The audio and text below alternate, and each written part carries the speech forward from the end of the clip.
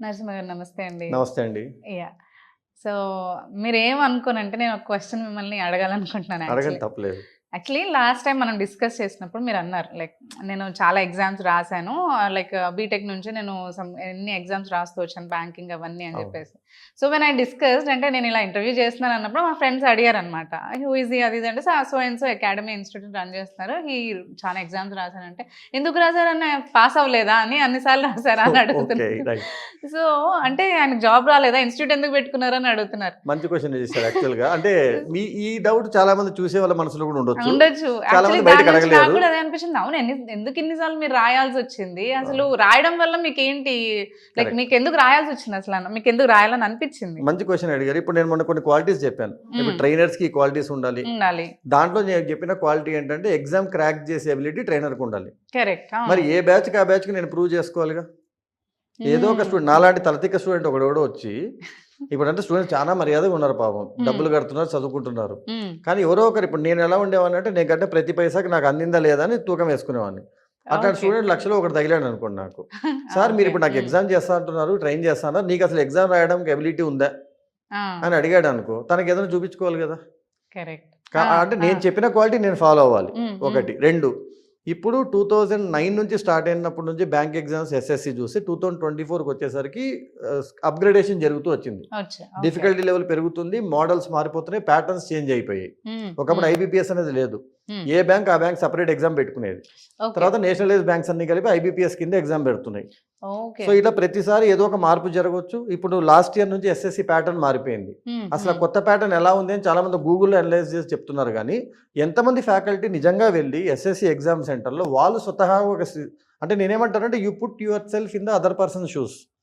Student ఏం feel అవుతున్నాడో నువ్వు వాడి పరిస్థితి పొజిషన్కి వెళ్ళి చూసి రియల్ ఎగ్జామ్ సెంటర్లో కూర్చుంటే ఓహో ఇది కదా స్టూడెంట్ ఫీల్ అయ్యేది. This is very good actually. అసలు ఎవరు ఇలా ఆలోచించరు? మీకు ఎలా వచ్చింది అసలు ఆలోచన? అంటే నేను నా ట్రైనర్ అది అడిగేవాడిని కాబట్టి. ఓకే. నేను కనుక స్టూడెంట్ గా మీరు అడిగారు.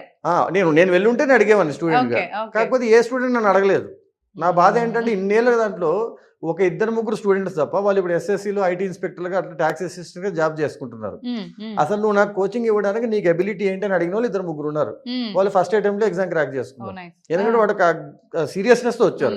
సో ఇప్పుడు నేను ఇన్ని డైలాగ్ కొట్టినప్పుడు ఒరే బాబు నేను ఇట్లా బిహెచ్ఎల్ క్రాక్ చేశాను, నేషనల్ ఇన్సూరెన్స్ కార్పొరేషన్ క్రాక్ చేశాను, ఎల్ఐసి క్రాక్ చేశాను, ఎస్బీఐ క్రాక్ చేశాను, చాలా అంటే నాకు ఎస్ఎస్సి ట్రైనింగ్ ఇస్తున్నావు కదా, ఓహో ఎస్ఎస్సి కూడా క్రాక్ చేశాను, ఇప్పుడు ఓకేనా అని చెప్పడానికి ఒక్కొక్కసారి క్రాక్ చేస్తే చాలు. రెండవది, ఈ 2023లో చేంజ్ అయిన ఎస్ఎస్సి ప్యాటర్న్ ఎలా ఉంది అని అడిగితే గూగుల్ తీసి చెప్పే కర్మ నాకు పట్టకూడదు.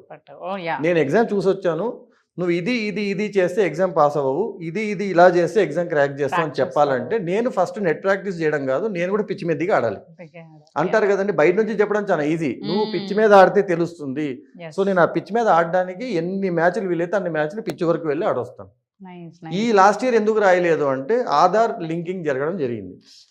ఒకప్పటి వరకు నేను 25-30 అని ఏజ్ పెట్టేసి I use to go and attend prelims అయిపోగొట్టేసి టైర్ 1 అయిపోగొట్టి టైర్ 2 ఆర్ మెయిన్స్ ఎగ్జామ్ రాసి అది క్రాక్ చేసేంత వరకు వెళ్ళి ఇంటర్వ్యూస్కి వెళ్ళకుండా అయిపోయింది.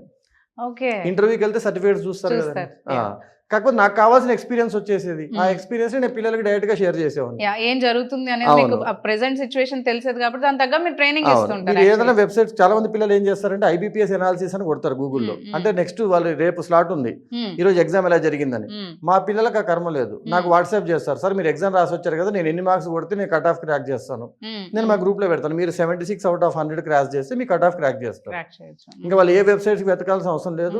ఆ వెబ్సైట్ లో కూడా ఏముంటుంది కింద నోట్, ఇవన్నీ కూడా స్టూడెంట్స్ నుంచి సేకరించిన ఆధారంగా మాత్రమే మాకు తెలియదు. టీచర్కే తెలియని విషయం ఉన్నప్పుడు స్టూడెంట్ ఏం చెప్పగలుగుతాడు? కాబట్టి ఎగ్జామ్స్ రాశాను, సో మీ ఫ్రెండ్స్ కి చెప్పండి, టెన్షన్ పడాల్సిన అవసరం లేదు. ఇప్పుడు నన్ను గవర్నమెంట్ వాళ్ళు ఎలా చేస్తే మళ్ళీ ఎగ్జామ్స్ రాసుకుంటూ క్రాక్, కానీ ఎవరికి జాబ్ కి అయితే పోటీ రాను, ఎందుకంటే ఇంటర్వ్యూకి వెళ్ళను కాబట్టి. అవును, జాబ్ పోటీ అంటే నాకు అనిపిస్తుంది ఎన్ని ఎగ్జామ్స్ క్రాక్ చేశారు కదా, మరి మీరు ఎందుకు జాబ్ చేయకుండా, అంటే జాబ్ జాయిన్ అవ్వకుండా ఇన్స్టిట్యూట్ పెట్టాలని ఆలోచన ఎందుకు? అంటే ఇన్స్టిట్యూట్ పెట్టడం కూడా జాబే కదండి. అంటే as a person who loves to be teaching, so I want to be teacher.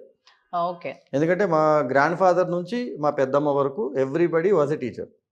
My father, my పెద్దమ్మ, my grand father was Sanskrit and English pandit. Pandit. Okay. So మరి దాని నుంచి వచ్చింది ఏమో తెలియదు కానీ నేను బీటెక్ 4th ఇయర్లో ఉన్నప్పుడు ఇంటర్మీడియట్ వాళ్ళకి ఫిజిక్స్ లెసన్స్ చెప్తూ వచ్చేవాడిని. సో బీటెక్ అయిపోయినప్పటి నుంచి యాప్టిట్యూడ్ కోచింగ్లో స్టార్ట్ అయిపోయాను. My first job was aptitude trainer. అప్పటికే నేను బిహెచ్ఎల్ క్రాక్ చేశాను. ఓకే. జాయిన్ అవ్వలేదు. క్రాక్ చేసింది ఎందుకు అంటే can I crack A government job అన్నట్టు నన్ను నేను పరీక్షించుకోవడం. అదే అడుగుదాం అనుకున్నాను. టీచింగ్ వెళ్దాం అనుకున్నప్పుడు మరి మీరు ఇవి ఎందుకు రాశారని. అంటే ఇంకోటి కూడా వచ్చింది అప్పట్లో మా ఆర్కుట్ అని ఉంటుంది. ఇప్పుడు ఫేస్బుక్ ఉన్నప్పుడు ఆర్కుట్ ఉండేది. మెసేజింగ్ అప్పుడు దాంట్లో మా ఫ్రెండ్స్ కొందరు ఎక్కిరిచ్చారు, నీకు ఏ జాబ్ రాలేదు కాబట్టి టీచింగ్ చేస్తున్నావు అని. వాళ్ళందరికీ ఆఫర్ లెటర్ దాని ఆర్కుట్లో ఇప్పుడు కూడా మా ఇంట్లో first offer letter BHEL offer letter ఉంది. 13 పేజీలు 14 పేజీలు ఉంటుంది అది. ఓకే. ఓకే. సో అంటే ఇప్పుడు ఎవరైనా రేపు పొద్దున ఎందుకు సార్ మీరు జాబ్ తెచ్చుకోలేదు అంటే, బాబు నీకంటే పెద్ద జాబ్ వచ్చింది, మేనేజ్మెంట్ ట్రైనింగ్ ఇన్ బిహెచ్ఎల్. అప్పుడు నేను బీటెక్ ఫ్రెషర్గా ఫస్ట్ ఇయర్లోనే జాబ్ క్రాక్ చేసుకున్నాను. ఇప్పుడు ఉంటే నేను ఏదో 60 or 70 lakh per annum ప్యాకేజీలో ఉండేవాడిని with all central government facilities. కానీ నేను టీచర్గా ఉండాలనుకున్నాను, టీచర్గానే ఉన్నాను, టీచర్గానే ఉంటాను. ఈ మధ్యలో మళ్ళీ ఒక 10 ఎగ్జామ్లు క్రాక్ చేస్తే చేస్తాను. నా ఎక్స్పీరియన్స్ కోసం, పిల్లలకి మంచి చేయడం కోసం.